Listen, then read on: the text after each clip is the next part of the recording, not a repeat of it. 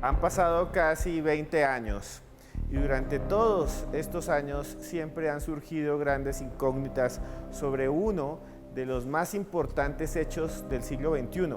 Les estoy hablando del momento en el que dos aviones atacaron la ciudad de Nueva York y derrumbaron las Torres Gemelas. También, aquí en Más Allá, viajamos durante 2 años. Fuimos a la zona cero, investigamos y contactamos a la mayoría de las personas que han investigado la supuesta conspiración. Y ese es el especial que les traemos esta noche en Más Allá.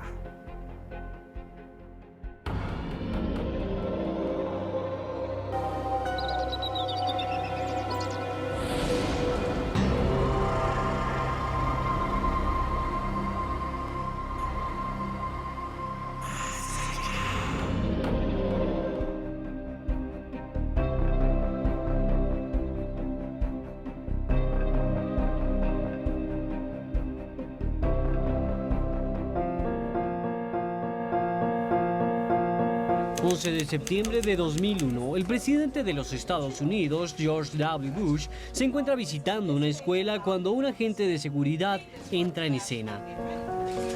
Le dice: estamos bajo ataque. Estados Unidos se enfrenta al peor ataque terrorista de su historia. Esa mañana, el vuelo 11 de American Airlines y el vuelo 175 de United Airlines fueron secuestrados y estrellados contra las Torres Gemelas del World Trade Center.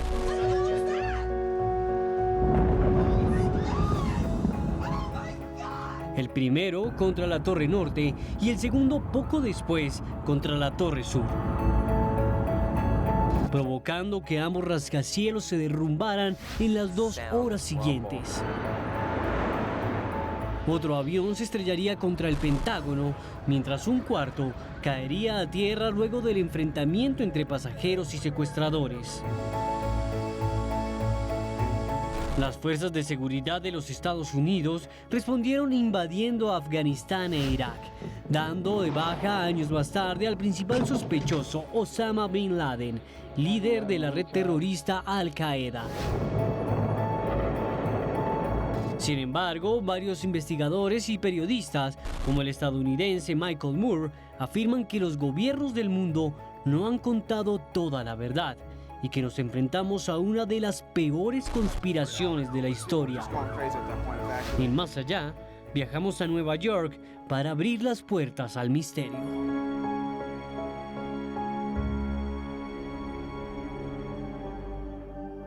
¿Qué sucedió ese día? ¿Qué sucedió el 11 de septiembre del año 2001?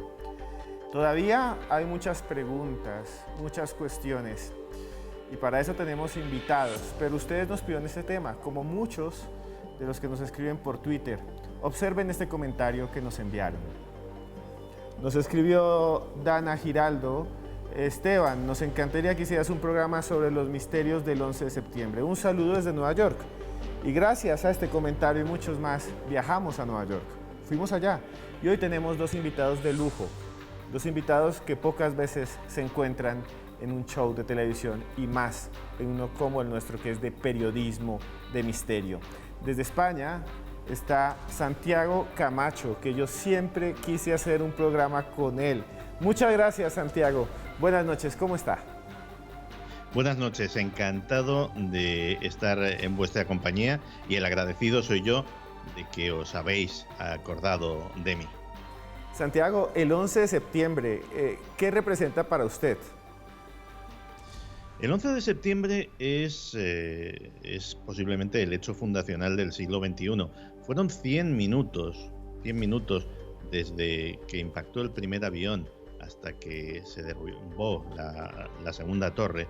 100 minutos que cambiaron el mundo. A partir de ese instante ya nada volvió a ser lo mismo, ni en la política, ni en la seguridad mundial, ni en la mentalidad de muchísima gente, ni siquiera en cosas tan básicas como el comercio. Todos sabemos lo que era volar, o al menos los que vivíamos entonces, lo que era volar antes del 11S y cómo cambió todo. Pues ese hecho fundamental que luego inició la guerra contra el terrorismo, que luego pues, llevó a las campañas militares de Estados Unidos en Oriente Medio, que trajo cambios en las vidas de todos los seres humanos del planeta, más pequeños o más grandes, pues lo que resulta inquietante es que sigan existiendo dudas, que sigan existiendo puntos sin aclarar, que sigan existiendo asuntos en los cuales se sospecha con razón que probablemente no nos han contado toda la verdad. Y bueno, nos acompaña ya desde Bogotá, para nosotros ya es un colombiano más, el señor Juanje Vallejo. Juanje, muy buenas noches. Buenas noches, Esteban, ¿cómo estás? Tremendamente feliz de estar otra vez en tu programa. Ya que usted se ha vuelto una persona ligada a la investigación de conspiraciones, sobre todo con su libro de conspiración, ¿qué es el 11 de septiembre y por qué está tan ligado a la conspiración? Bueno, es que realmente yo creo que no hay ningún ser humano que en aquella época estuviera vivo y tuviera conciencia que no recuerde aquel día. Porque el 11 de septiembre del año 2001, de repente, lo que era imposible se convirtió en real. De repente vimos un ataque al corazón de los Estados Unidos y al corazón financiero del mundo. Además fue televisado en directo, todos estábamos viendo lo que estaba sucediendo. De repente se crea un supervillano como nunca había existido en la historia, que era Osama Bin Laden, y esa Al-Qaeda, ese grupo terrorista que era como una sombra invisible que recorría todo el planeta.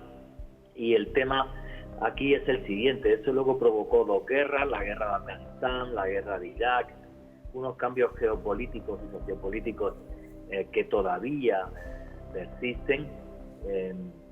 Y como decía hace un segundo Santi Camacho, el problema de esto es que siendo el hecho con diferencia que marca el comienzo del siglo XXI, todavía a día de hoy hay un montón de claroscuros sobre esto. Pues estamos hablando de la CIA, del FBI, de la NSA, de agencias que tienen un presupuesto de cientos de miles de millones de dólares. Entonces, hay elementos clave como vamos a ver. ¿Cómo es posible que el único detenido que hay a día de hoy por el atentado del 11S, que es Zacarias Moussaoui, se detuviera 15 días antes de los atentados, un par de semanas antes de los atentados, porque era algo muy extraño que un señor en una academia de aviación solo quisiera volar, no quisiera ni despegar ni aterrizar? Y con esos datos encima de la mesa y con ese señor detenido que se le detuvo, no porque fuera un delito no querer aterrizar o despegar, se le detuvo por inmigrante ilegal, pero parece mentira que la CIA y el FBI no fueran capaces de ir más allá cuando ya había un sospechoso detenido 15 días antes, cuando además se intentaron hacer investigaciones sobre este sospechoso, cuando además Francia, el gobierno francés, dijo: este señor es tremendamente peligroso. Sí, quiero que veamos rápido una nota y volvemos porque este tema lo tenemos más adelante y lo vamos a tomar contigo a profundidad. Ustedes observen esta nota que hizo Joana Arenas aquí en Más Allá. El 11 de septiembre de 2001 el mundo cambió. Los atentados a las Torres Gemelas de Nueva York fueron transmitidos en directo, causando zozobra entre la población mundial. Los datos de la tragedia son abrumadores. El ataque provocó la muerte de 3.016 personas, entre ellas 19 terroristas y 24 desaparecidos, y más de 6.000 heridos.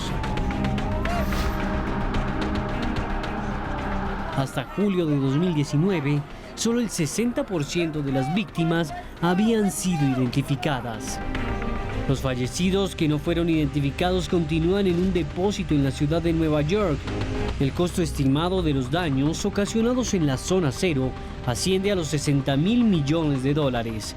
Solo 20 personas fueron rescatadas con vida de los escombros. Los bomberos tardaron más de 100 días en apagar todo el incendio, lo que probaría, según algunos, que el desastre fue causado por explosivos y no por los aviones. Uno de los grandes misterios de lo que ocurrió aquí un 11 de septiembre del año 2001 es que se encontraron muchas piezas de los aviones, pero nunca las cajas negras. No tenemos ninguna grabación. Pareciera que alguien las hubiera hurtado. ¿cómo no se pudieron encontrar con la gran cantidad de ingenieros, de arquitectos y de expertos del mundo? Muchos dicen que quedaron desintegradas, aunque eran los objetos que podían durar más durante un ataque de este tipo, durante un accidente aéreo. Hasta el día de hoy no sabemos dónde están y ni siquiera qué dicen. ¿Qué sucedió el 11 de septiembre en la ciudad de Nueva York? Tal vez nunca conozcamos toda la verdad. Más de 100 días apagando un incendio. Más de 10 cuerpos que todavía no se sabe de quién son y están supuestamente preservados. Y yo quiero preguntarle a Santi Camacho, porque mucha gente que dice que esto duró ardiendo mucho tiempo es, en el fondo, el resultado de una explosión interna que hizo que las torres no se cayeran por los aviones, sino por una especie de implosión. ¿Qué piensa usted, Santi? El problema es serio, porque no solamente estamos hablando de que los incendios o el fuego que hubo después del derrumbamiento durase tanto tiempo, sino que se encontraron a lo largo de ese tiempo auténticos charcos o auténticos pequeños depósitos de metal derretido todavía, metal incandescente, al rojo vivo, días y días después. El combustible aéreo no es tan calorífico como para provocar que se derrita el acero de las vigas del World Trade Center. De hecho, poniéndonos, digámoslo así, desde el lado de la versión oficial, el efecto chimenea sí pudo hacer que las temperaturas que se alcanzasen llegasen a los 1000 grados centígrados.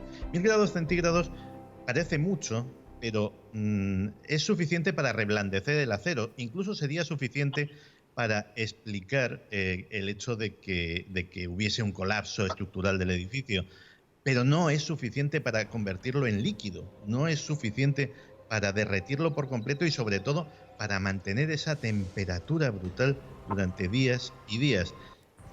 Lo que se sospecha de ese hecho es que hubo algún tipo de sustancia.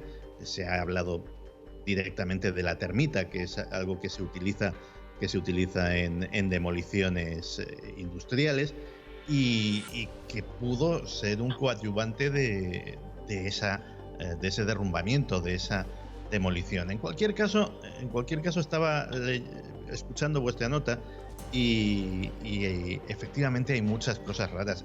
El hecho de que no apareciesen esas cajas negras, por ejemplo, claro, las cajas negras son virtualmente indestructibles, pero vale, podemos admitir el hecho de que pudiesen haber sido desintegradas por la fuerza del impacto. Pero entonces hay una pregunta que nos surge.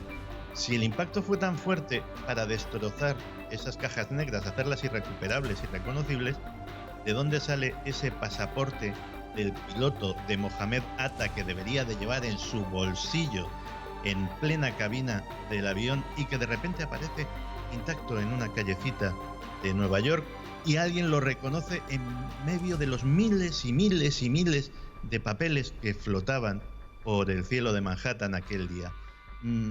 Son cosas que no concuerdan unas con otras.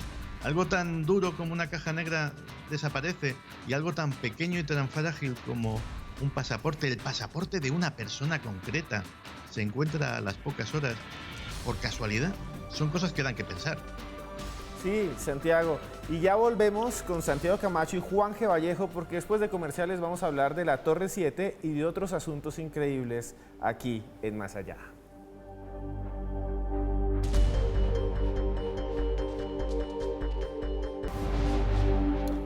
Continuamos en Más Allá en esta noche en la que mucha gente de YouTube nos escribe y también muchos de los que están en Twitter con el numeral que es Conspiración Más Allá. ¿Qué estaban haciendo ustedes ese día? Yo estaba en la universidad, recuerdo. Estaba en un lugar, en una cafetería y empecé a verlo y pensé que era una película, pero era real y nos cambió la vida. Y después, unos días más adelante, nos hablaron de que no solo cayeron las Torres Gemelas, sino otro edificio, un edificio del cual ahora no sabemos casi nada, y era la Torre 7, que también fue destruida ese 11 de septiembre. Si existe un misterio ligado a las Torres Gemelas, es el derrumbe de la Torre 7 de World Trade Center. No solo eran 2 torres las que cayeron, no solo fueron 2 edificios los que se derrumbaron, sino había uno más, el número 7 del World Trade Center. Nadie sabe muy bien por qué se derrumbaron, ningún avión les impactó. Agentes de la CIA dicen que tal vez fue destruido desde adentro. Ingenieros dicen que el material caído desde las Torres Gemelas le impactó hasta que lo hizo implosionar. ¿Qué pasó en este lugar? Un enigma más que investigamos en Más Allá. Los defensores de las teorías conspirativas alegan que esta construcción de 47 pisos que se encontraba al norte de la parte principal del sitio del World Trade Center fue destruida intencionalmente con explosivos. A diferencia de las Torres Gemelas, la Torre 7 no fue impactada por ningún avión, aunque fue golpeada por los escombros de las Torres Gemelas. Lejos de la mirada de las cámaras, el edificio se derrumbó por completo alrededor de las 5:20 de la tarde del 11 de septiembre. ¿Daño colateral o conspiración? Queda en usted llegar a la conclusión final. 47 pisos de misterio del que no sabemos casi nada. Juan G. Vallejo, ¿qué podemos hablar de esa Torre 7? No, realmente es muy extraño, porque aquí lo que hay son 2 teorías, una teoría oficial y una extraoficial. La teoría oficial diría que el queroseno de estos aviones cuando impacta por las torres va calentando y va digamos, deshaciendo la estructura interna de los edificios con un efecto chimenea que comentaba Santiago Camacho, y por eso caen de esa forma, pero hay muchísimos arquitectos que no están de acuerdo con esa visión. Es más, porque incluso las Torres Gemelas, cuando se diseñan para aguantar incluso el choque de un avión de gran tamaño. Y para darle más misterio a esto todavía, pues resulta que la Torre 7, que es un edificio que está justo al lado, horas más tarde, pues igual, o sea, se viene abajo como si fuera también una demolición controlada, y el vídeo, la verdad, que lo acaban de ver sus espectadores, es tremendamente espectacular. Entonces aquí el tema es, si esto fue un autoatentado, y para agrandar los efectos de lo que podía suceder, pues se utilizó algún tipo de explosivo que tenga gran capacidad calórica, como es, por ejemplo, la termita. Yo sí quería decir una cosa: el gobierno de los Estados Unidos en algún momento de la historia fue capaz de planificar autoatentados, por ejemplo, para provocar una guerra. Pues hay un informe que es de la operación Norwood, que tiene fecha 13 de marzo de 1962, lo estoy mostrando aquí a cámara, donde se planificaron diferentes autoatentados en Estados Unidos para provocar una guerra contra Cuba. Y uno de esos autoatentados que describe este informe que estoy mostrando aquí a cámara, pues es precisamente utilizar un avión que se pueda teledirigir. Entonces, pues claro, toda esta serie de hechos hacen que uno vea lo que sucede en el 11S con una mirada un poco atónita, visto también todo este tipo de precedentes. Sí, y le quería preguntar a Santiago Camacho sobre esa torre, pero también sobre si es verdad que el gobierno de los Estados Unidos ya sabía que esto podía suceder, de que había ya los organismos de inteligencia conocido un plan para atacar los edificios de Nueva York. Vamos a ver, si tenemos en cuenta lo que se sabía en aquella época, estamos o ante una negligencia absolutamente imperdonable, o ante directamente algo que se dejó que sucediese. Porque no solamente el propio FBI o los servicios de inteligencia estadounidenses tenían conocimiento previo de algunas cosas, es que el FSB, el servicio de inteligencia ruso, avisó pocos días antes a los Estados Unidos de que se estaban entrenando, de que Al Qaeda tenía el plan de entrenar a pilotos suicidas. Es que el Mossad, el servicio secreto israelí, avisó de que se habían infiltrado una serie de terroristas vinculados a Al-Qaeda en los Estados Unidos y les dio una lista de nombres, y en esa lista de nombres estaban incluidos 4 de los terroristas del 11S. Es decir, no se puede negar que había un conocimiento de que había por lo menos la posibilidad de que algo así sucediese.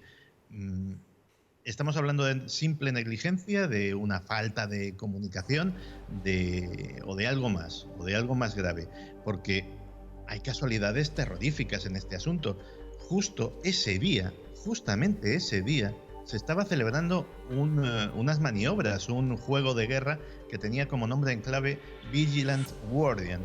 Un juego de guerra que consistía en la simulación de que uno o varios aviones habían sido secuestrados e iban a ser utilizados como proyectiles contra objetivos civiles o militares. Eso estaba sucediendo el mismo 11 de septiembre, hasta el punto de que cuando los controladores aéreos del NORAD, de la Fuerza Aérea de Estados Unidos, empezaron a recibir las noticias, preguntaban, vamos a ver, ¿esto es verdad o esto forma parte del ejercicio? No, esto es verdad. Son demasiadas casualidades, ¿no? Sí, es impresionante. Le quería preguntar a Juan G. Vallejo rápidamente, ¿usted qué piensa de esto? Porque también dicen que hay una conexión entre la familia Bush y Osama Bin Laden. Bueno, la conexión entre la familia Bush y Osama Bin Laden, la familia Bin Laden, no tiene ninguna duda, en el sentido de que muchos años atrás, cuando George Bush no era político, ni mucho menos trabajó para los negocios de la familia Bin Laden. También hay que decir que la familia Bin Laden es tremendamente rica, básicamente porque el padre de Osama Bin Laden es el mayor constructor de Arabia Saudita, y hizo obras icónicas como, por ejemplo, la remodelación del edificio sagrado en la Meca. Entonces, bueno, lo que dice la madre básicamente de Osama Bin Laden es que su hijo de repente se torció. Pero lo que es muy, muy extraño es que Osama Bin Laden fuera uno de los 50.000 mujahidines que había en la ciudad pakistaní de Peshawar, cuando la CIA intenta crear un ejército que creó para desestabilizar Afganistán y poder echar a los soviéticos de ahí. Esto, que se llamó Operación Ciclón, pues es muy extraño, porque una de esas 50.000 personas que había en la ciudad de Peshawar fue Osama Bin Laden, y hubo un momento en el que Benazir Bhutto, la presidenta de Pakistán, le dijo al gobierno norteamericano: tengan mucho cuidado porque están creando un Frankenstein. Entonces, esa famosa Al-Qaeda es la base de datos que el Osama Bin Laden crea en la ciudad de Peshawar, con más de 50 nacionalidades de posibles terroristas con los que operar. Y luego, fíjate lo que pasó.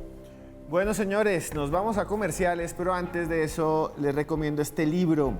Es todas las novelas de Sherlock Holmes juntas, gracias a Camila Melo de Panamericana Editorial. Lo consiguen por allá. Vayan y métanle el diente, que está genial este libro. Y también Camila nos envía de Jack London, un clásico, La llamada de lo salvaje. La llamada de lo salvaje. Gracias, Camila, de todo corazón. Ya volvemos, sigan tuiteando con el numeral de esta noche, porque esto es Más Allá.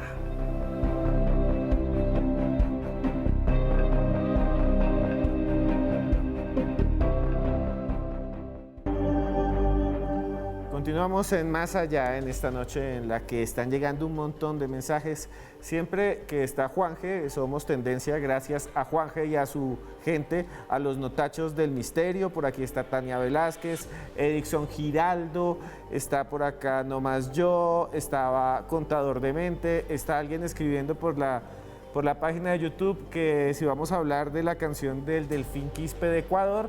No tengo ni idea, pero ya me acordé, pero muchos saludos al Delfín Quispe si nos ve alguna vez allá en Ecuador. Y tenemos un saludo especial que nos van a traer aquí del máster. Dice, interesante tema, hay muchas teorías, como si fuera estéreo, pero un saludo grande, teorías conspirativas alrededor del acontecimiento. No me lo perderé, aunque en Berlín lo tenga que ver el lunes en YouTube. Gracias desde Berlín. A usted, Cecilia Álvarez, @CeciAlba. Un saludo grandísimo desde Bogotá y a toda América Latina, a Quito, que nos está escribiendo mucho de Ecuador, Quito, Guayaquil, Ambato, alguna de ellos sube una montaña por allá. Y bueno, hay una cosa muy interesante que tiene que ver con el 11 de septiembre y es que el gobierno de los Estados Unidos construyó un museo en donde están los objetos. Hasta allá fuimos, aquí en Más Allá.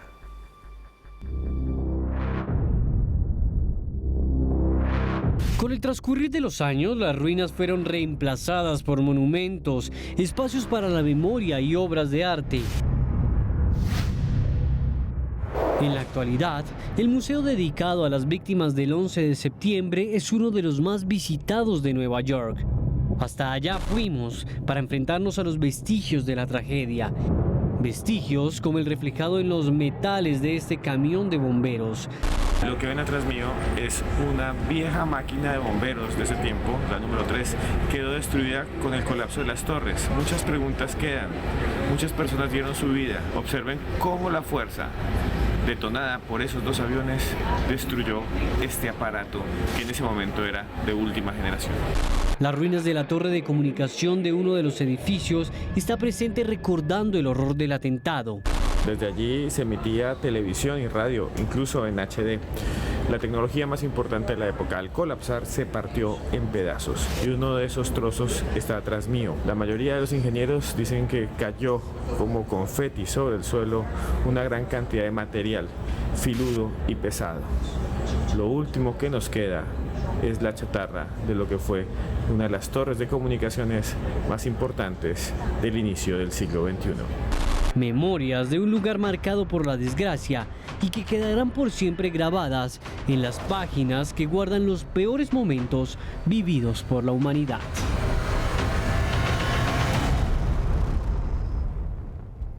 Y aquí es donde algo me parece sorprendente.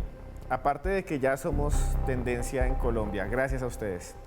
Pero hay algo que me parece sorprendente que lo quiero preguntar a Santi Camacho ya mismo. Yo estuve allá, fuimos para Más Allá, para este programa fuimos al museo, hay zapatos, hay ventanas enteras de un avión, está un bloque entero del avión. Pero ¿por qué no está, volviendo al tema del comienzo, la caja negra? Es que es impresionante, ¿cómo puede haber fragmentos grandes de un avión y la caja negra que está hecha y fabricada para que dure desaparece? Y no una, las dos. No sé qué piensa Santi Camacho. Pues ya te lo he comentado, básicamente me parece una anomalía bastante fuerte y que da mucho que pensar, porque efectivamente el que algo tan vital, y no de una, sino de dos aviones haya desaparecido, pues algo que está construido con una solidez impresionante precisamente para sobrevivir a cualquier circunstancia, algo que además está construido para emitir una serie de frecuencias de radio para poder ser localizada, algo que básicamente es una máquina perfecta para su función, pues de repente desaparece. Y luego efectivamente cosas absolutamente curiosas como ese pasaporte, pues están ahí y aparecen súbitamente y aparece de forma casi mágica y milagrosa para dar el nombre de uno de los culpables. Y luego esta historia en la cual pues parece que tenemos muy claro todo lo que sucedió, o al menos la secuencia de los hechos, luego se nos han omitido cosas muy importantes. Porque ¿sabías que había habido un quinto avión del 11S? Un quinto avión del que no se ha hablado jamás. Bueno, se nos cayó un momento de la comunicación, pero Juanje le quiero... El que se estrelló o lo derribaron, según qué versión. ¿Hola? Ya, teníamos problemas con la comunicación, pero hemos vuelto, Santi. Estabas hablando del quinto avión. Sí, el quinto avión era el vuelo 23 de United Airlines. El vuelo 23 de United Airlines le pilló todo esto despegando, de tal manera que el piloto, el comandante, recibió la orden de volver rápidamente a la terminal y no permitir bajo ninguna circunstancia que nadie se acercase a la cabina del piloto. Tanto es así que ordenó a su segunda de a bordo, a su copiloto, que cogiese el hacha que había para emergencias en la cabina, y si alguien atravesaba la puerta, que directamente le diese un hachazo. Bueno, pues resulta que al volver a la terminal había 4 viajeros en primera, 4 viajeros de aspecto árabe, que empezaron a sentirse muy nerviosos, a protestar, a decir que el vuelo tenía que despegar, que había sucedido. Tanto es así que hubo que llamar al servicio de seguridad del aeropuerto, pero antes de que llegasen los guardias, estos pasajeros se habían ido. Pues bien, se registró su pasaje de mano, su equipaje de mano, y allí había cúters, cuchillos caseros exactamente iguales que los del resto de los secuestradores. Documentación de Al Qaeda. Había un Corán, había una serie de cosas que les señalaba como el 5º equipo de secuestradores.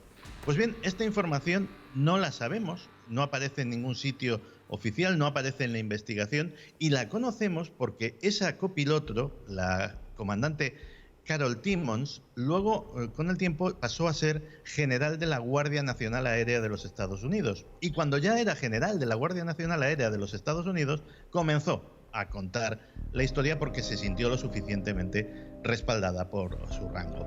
Pero que un hecho tan trascendente, por ejemplo, también haya sido omitido, son toda una serie de cosas que hay que reconocer que son llamativas y que siembran dudas.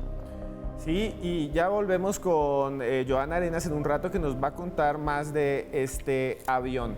Pero Juan G. Vallejo, hay una cosa que es muy loca, no sé si usted lo ha escuchado. Cuando yo estuve allá para este programa, pregunté qué pasó con el metal, con los pedazos del edificio, y la gente decía, se los vendimos a China. El metal del 11 de septiembre de las Torres Gemelas se lo vendieron a China como reciclaje. Uno diría, pero si esto fue un atentado así, habría que mirar las características. ¿Por qué cree que pasan estas cosas? Hombre, esto es muy extraño, porque por lo menos deberían haber dejado partes de ese metal para poder hacer cualquier estudio, digamos, como forense, ¿no?, sobre lo que sucedió en el edificio. A mí eso también me parece muy extraño. Creo que lo de China es anecdótico, se lo podían haber vendido a la India o a cualquiera, pero que no dejaran trozos de metal para una posterior investigación por lo que pudiera suceder, eso sí me parece muy, muy extraño. Sí, y Santiago, ¿qué piensa de esto, de lo de China? Perdón. Básicamente que es una muestra de cómo funcionan las cosas, porque hay que recordar que además todos esos restos había que sacarlos de los Estados Unidos, no solamente porque pudieran tener un precio como chatarra, sino porque estaban severamente contaminados. El World Trade Center, las Torres Gemelas, se habían construido con cantidades importantes de asbesto, de amianto, que es altamente tóxico, muy cancerígeno, y de hecho eso es lo que ha provocado que muchos veteranos del 11 de septiembre, bomberos, policías, víctimas, supervivientes, hayan sufrido tremendas enfermedades después de esto. Y como se suele hacer en Occidente, pues las cosas tóxicas se las pasamos a el resto de países. En este caso no podemos hablar de un país del tercer mundo, aunque algunos de sus trabajadores tengan condiciones tercermundistas, y terminan siendo reciclados por personas que terminan sufriendo esas carencias del primer mundo. Bueno, nosotros nos vamos a comerciales, ya volvemos con Joana Arenas, pero les quiero recomendar este libro de un amigo mío, de un buen amigo, Paul Brito, escritor de Barranquilla. Hasta ahora, espero que vea esto en algún momento. Se llama Restos orgánicos de un mundo anterior. Habla de la vida, del pasado. ¿Quieren leer una buena novela? Busquen a Paul Brito. Y ya volvemos aquí en Más Allá.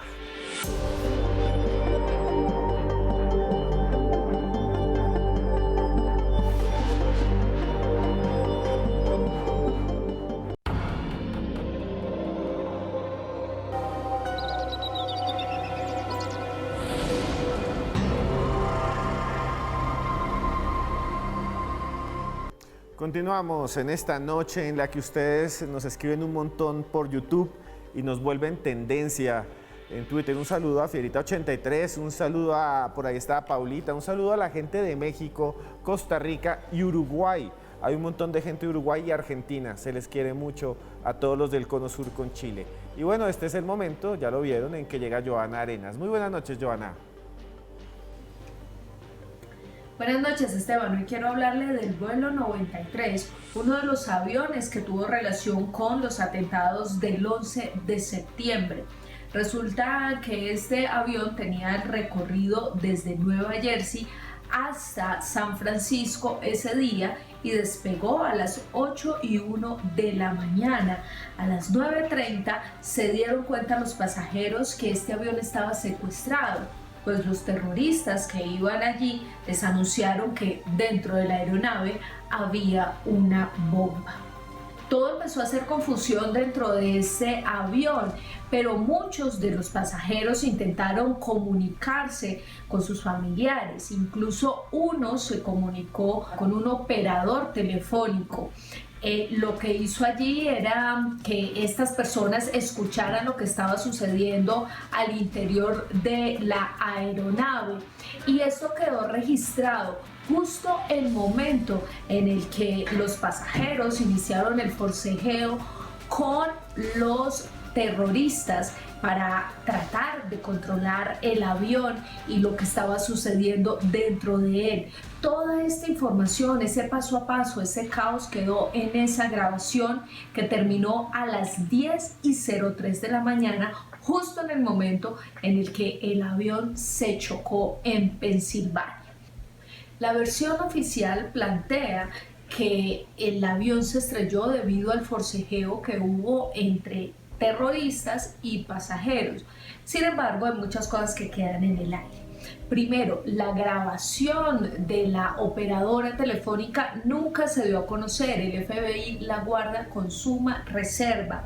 Segundo, los restos del avión quedaron muy dispersos en ese terreno de Pensilvania, cosa que realmente aumenta esas tesis y teorías conspirativas sobre el hecho de que el avión no se estrelló por el forcejeo, sino que fue golpeado con un proyectil, un misil exactamente. Y es que miren, ni siquiera las autopsias de las personas que iban ahí, ni las cajas negras del avión, y mucho menos el inventario de los restos de esta aeronave se dieron a conocer. Las teorías siguen ahí, a la orden del día, y muchas personas plantean que esos restos tan dispersos en este espacio no tienen relación con un choque directo. No sé ustedes qué opinan. Yo de verdad, Esteban, lo invito a que siga analizando este caso específico con nuestros invitados de hoy, y por supuesto nuestros televidentes los invitamos a que sigan opinando con el numeral del día de hoy, y nos vemos en 8 días con otro Más Allá Plus.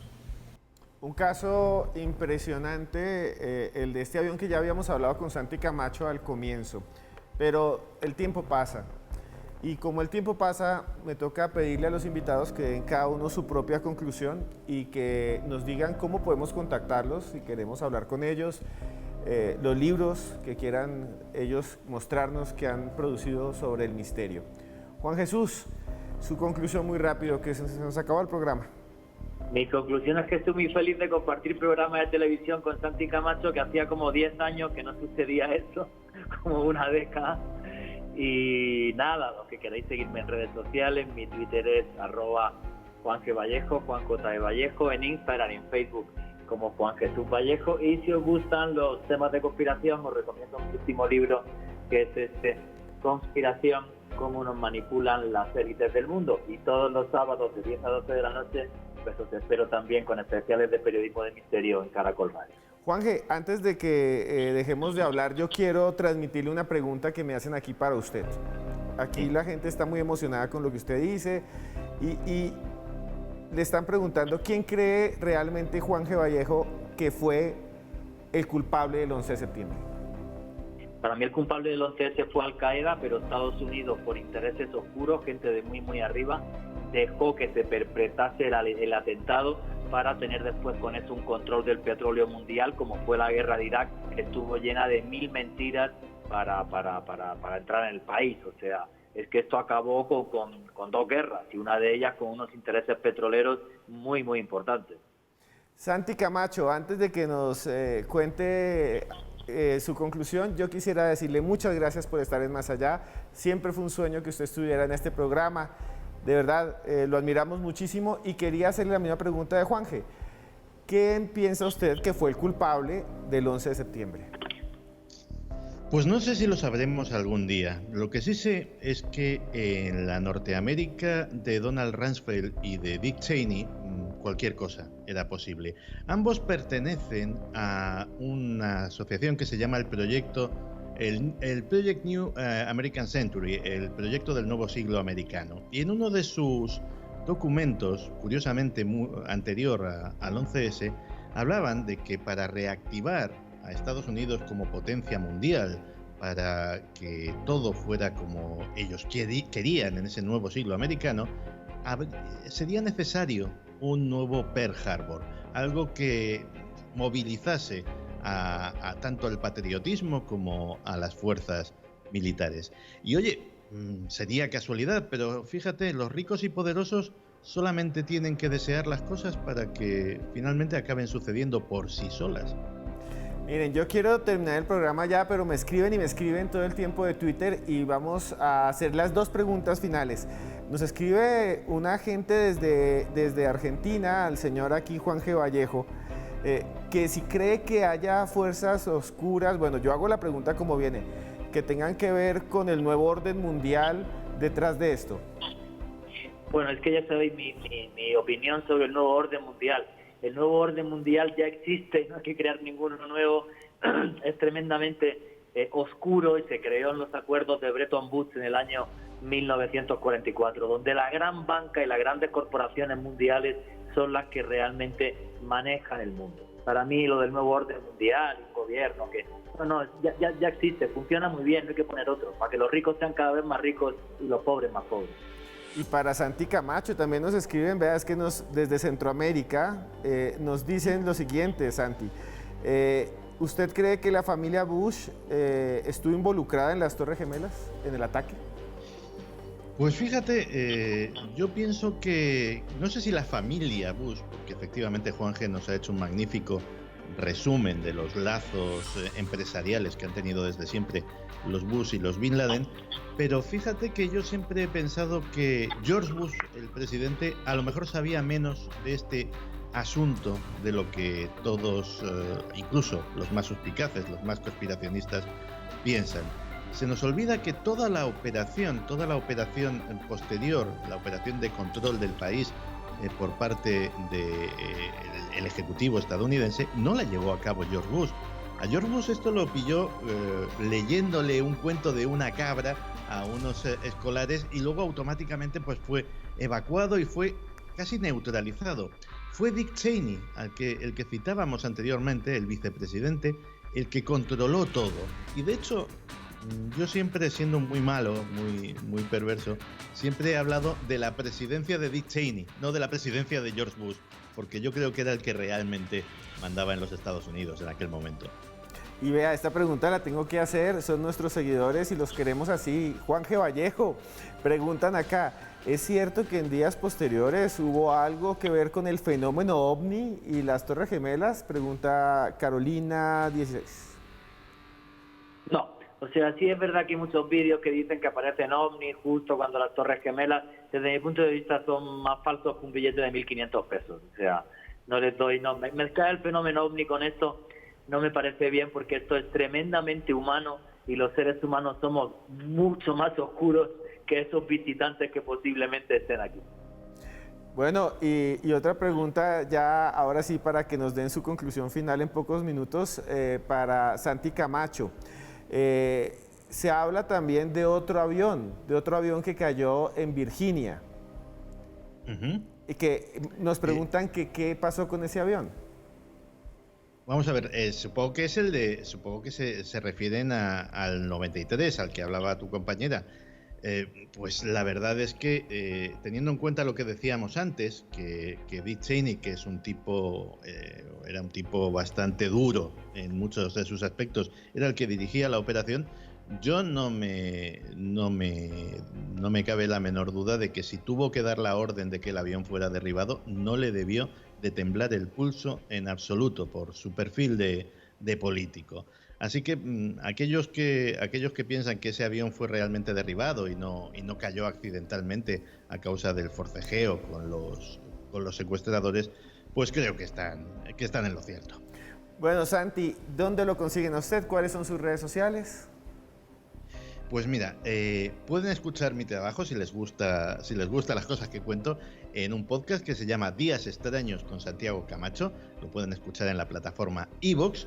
Y luego yo soy un hombre de Twitter, @santicamacho, todo junto, pero la última O, en vez de poner una O, ponemos un 0. Y allí pueden encontrarme en Twitter y pueden encontrar también referencias a este podcast del que os he hablado. Muchas gracias, Santi, por estar en Más Allá. Juanje, ¿le repite a su público que lo quiere tanto sus redes sociales? Muy sencillo, en Twitter @Juan G. Vallejo, Juan J. Vallejo, y en Instagram y en Facebook Juan Jesús Vallejo. Bueno, saludos a la gente de todo lado, como dice nuestro productor Camilo Caballero, que siempre me dice salude a todo el mundo. Saludo a la gente de Costa Rica, de Venezuela, Panamá, México. A todos ustedes se les quiere de todo corazón. Les quiero contar que estamos en un set nuevo. Este es nuestro tercer set nuevo del año y realmente ha sido una experiencia alucinante. Gracias por hacernos tendencia y esto es Más Allá. A mí me siguen como @cruzescribiente. Se les quiere.